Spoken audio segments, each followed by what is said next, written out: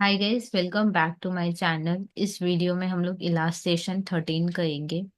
अगर आपको पूरी कोर्स के लिए खुद को इनॉल करना है तो चैनल को सब्सक्राइब करके आप खुद का इनॉलमेंट कंप्लीट कर सकते हो। यहाँ पे देखो, profit for the year given है। 12.5% किसका होगा? कैपिटल एम्प्लॉयड का। तो ये मैं लिखकर समझाती हूँ। प्रॉफिट कितना है? 12.5% किसका होगा? कैपिटल एम्प्लॉयड का। ये गिवन है क्वेश्चन में।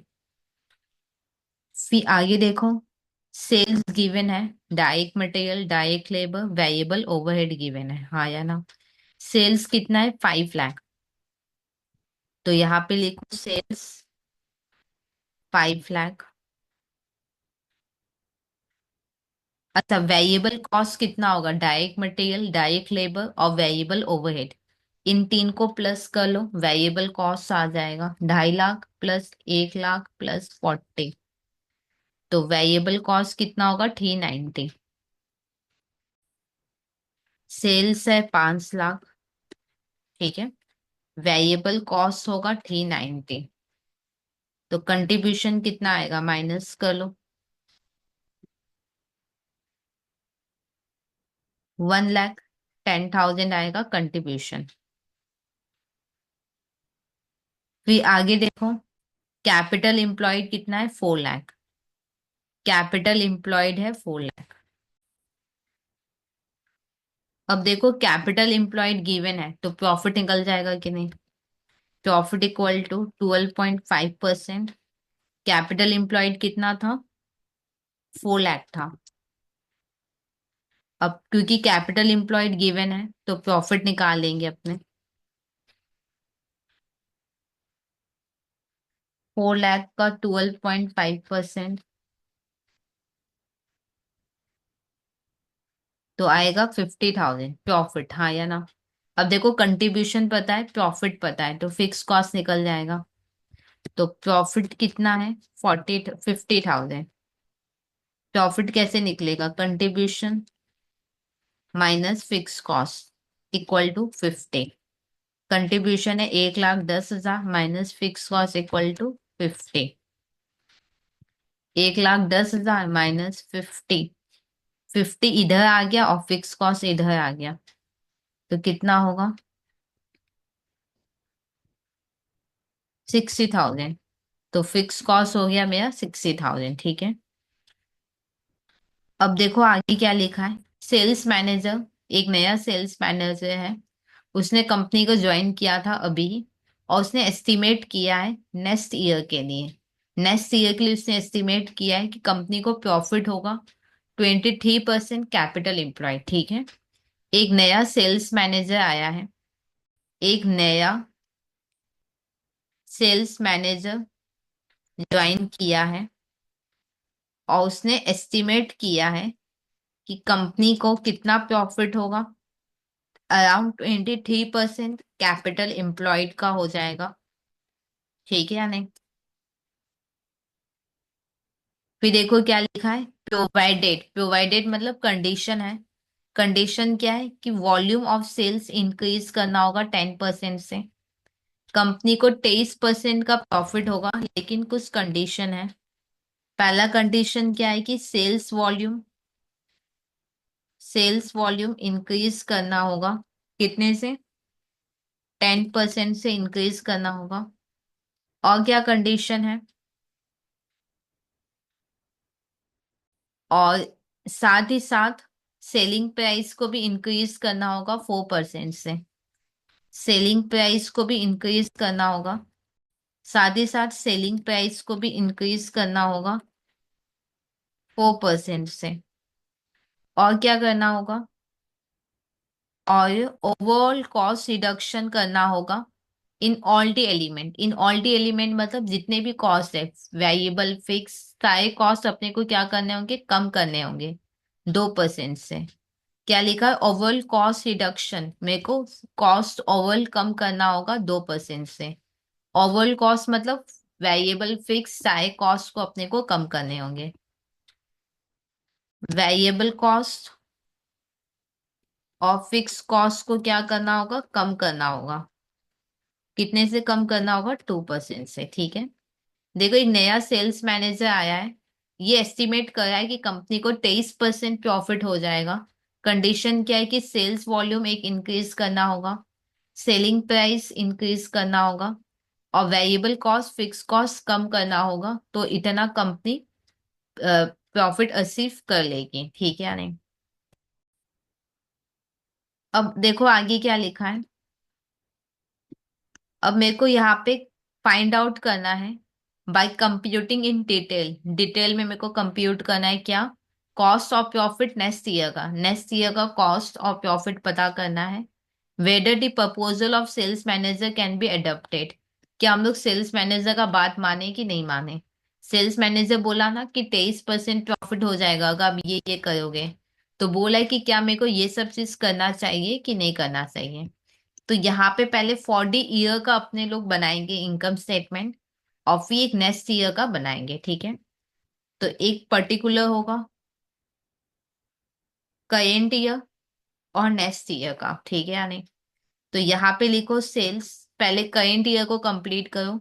करेंट ईयर का सेल्स कितना है, 5 लाख। फिर माइनस करेंगे वेरिएबल कॉस्ट। वेरिएबल कॉस्ट देखो 3,90,000 है, 3,90,000 कैसे आया, डायरेक्ट मटेरियल, फिर था डायरेक्ट लेबर, और है वेरिएबल ओवरहेड, हाँ या ना। पहले करंट ईयर को कंप्लीट करेंगे। तो डायरेक्ट मटेरियल कितना था, बुक में देखना, 2.5 लाख, और डायरेक्ट लेबर 1 लाख, और वेरिएबल ओवरहेड 40,000। तो टोटल करो कितना आएगा, सेल से वेरिएबल कॉस्ट माइनस करोगे तो क्या आएगा, कंट्रीब्यूशन। तो माइनस करके कंट्रीब्यूशन बताओ कितना आएगा। 5 लाख से ये सब माइनस करो, 1,10,000 का आएगा कंट्रीब्यूशन। ऐसे करके भी देख लो, 5 lakh minus 2.5 lakh minus 1 lakh minus 40, 1,10,000। अब माइनस क्या करोगे, फिक्स कॉस्ट, जो कि हम लोग निकाले थे 60। तो कितना आएगा प्रॉफिट,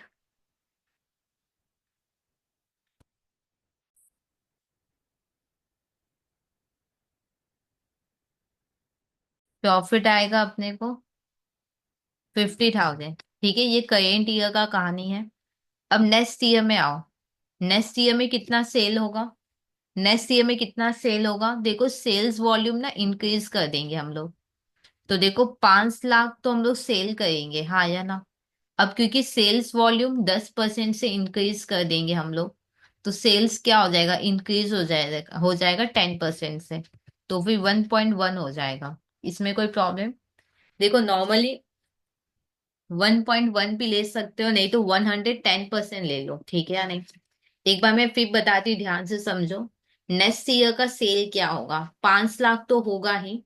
अब क्योंकि सेल वॉल्यूम 10% से इंक्रीज कर दिया मैंने, तो नेक्स्ट ईयर हम लोग 100% वॉल्यूम सेल नहीं करेंगे, बल्कि 110% हम लोग सेल करेंगे, हाँ या ना। अब सेलिंग प्राइस भी 4% से इंक्रीज होगा, तो सेलिंग प्राइस क्या हो जाएगा, 104%। तो कहो कितना आएगा, 5 लाख इंटू 110% इंटू 104%, तो आएगा 572। तो यहाँ पे लिखो 572।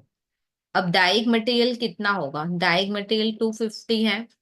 अब क्योंकि वॉल्यूम इंक्रीज हो जाएगा, तो डाइरेक्ट मटेरियल भी क्या हो जाएगा, इंक्रीज हो जाएगा 10% से। तो अब 110% होगा, हाँ या ना। अब यहाँ पे देखो वेरिएबल कॉस्ट 2% से कम भी होगा। पहले एक चीज क्लियर करो, 2.5 लाख होगा। अब क्योंकि वॉल्यूम इंक्रीज हो जाएगा 10% से, तो डायरेक्ट मटेरियल भी क्या होगा, 10% से इंक्रीज होगा, तो 110% होगा।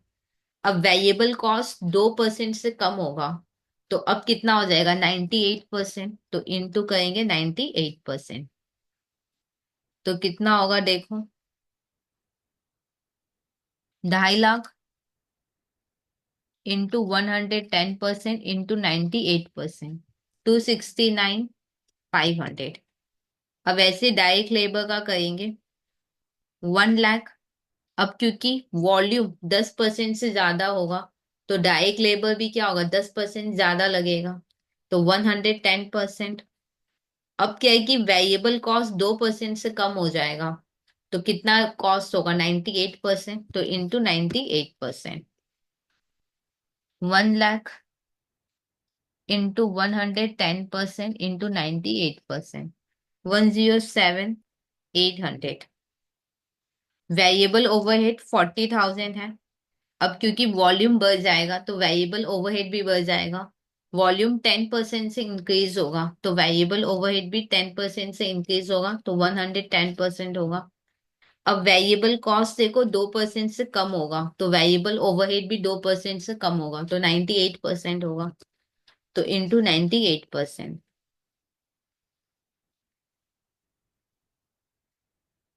तो होगा 43,120। फिक्स कॉस्ट कितना होगा, फिक्स फिक्स कॉस्ट 60,000 है। देखो वॉल्यूम इंक्रीज होने से फिक्स कॉस्ट इंक्रीज नहीं होगा, हाँ या ना, तो फिक्स कॉस्ट 60 का 60 रहेगा। पर यहाँ पे लिखा है कि फिक्स कॉस्ट 2% से कम हो जाएगा, तो 98%। क्या ये बात क्लियर।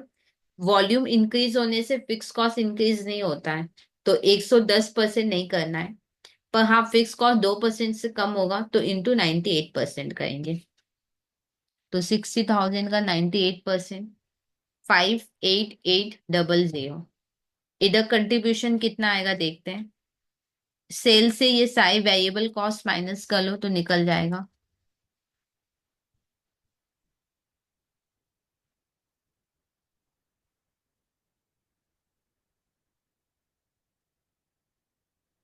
तो इधर आएगा 151580, 92,780 आएगा, ठीक है। अब देखो मैनेजर क्या बोला कि अगर आप ये सब करोगे तो 23% के अराउंड आपको प्रॉफिट होगा, हाँ या ना। तो देखते हैं कि कितना प्रॉफिट होगा अपने को। Profit 40 next year. ये सब करने से अपने को नेक्स्ट ईयर कितना प्रॉफिट होगा। फॉर्मूला क्या निकालने का, profit divided by capital employed into 100, हाँ या ना। प्रॉफिट का परसेंट कैसे निकलेगा, percent of profit 40 next year कैसे निकलेगा, profit by capital employed into 100।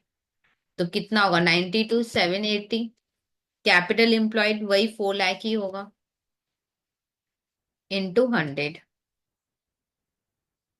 तो कितना आया, 23.195%, ठीक है या नहीं। देखो उसने बोला था कि अगर आप ये सब करोगे ना तो कैपिटल तो आपका प्रॉफिट 23% के अराउंड होगा। और देखो सच में मेरा प्रॉफिट 23% से भी ज्यादा हो गया। मतलब 23 भी होता तो भी हम उसका प्रपोजल मान लेते हैं। यहाँ पे उसका देखो 23 से भी ज्यादा हो गया, हाँ या ना। तो डेफिनेटली हम लोग क्या करेंगे, उसका प्रपोजल एक्सेप्ट करेंगे। देखो क्वेश्चन मैं समझा रही हूँ, ध्यान से समझो। क्वेश्चन ये है कि क्या हम देखो पहले हम लोग कितना प्रॉफिट अर्न करते थे, 12.5%। अब सेल्स मैनेजर बोला है कि आप ये करो, ये सब करो, सेल वॉल्यूम इंक्रीज करो, सेलिंग प्राइस इंक्रीज करो, कॉस्ट कम करो। आपको प्रॉफिट 23% के आसपास होगा, हाँ या ना। तो जैसे सेल्स मैनेजर ने बोला वैसे हमने किया, और एक्चुअल में मेरा 23% से भी ज्यादा हो गया, हाँ या ना। अगर 23% भी होता ना तो भी हम लोग इसका प्रपोजल क्या करते हैं, एक्सेप्ट कर लेते हैं। ठीक है, यानी इतना सब कुछ करने के बाद अगर हम 23% अचीव कर रहे हैं तो उसने कहा था कि हम लोग 23% अचीव कर लेंगे। और यार देखो हम लोग आराम से 23% कर लिए, तो डेफिनेटली हम लोग उसका प्रपोजल क्या करेंगे, एक्सेप्ट करेंगे। लिखो, सिंस द कंपनी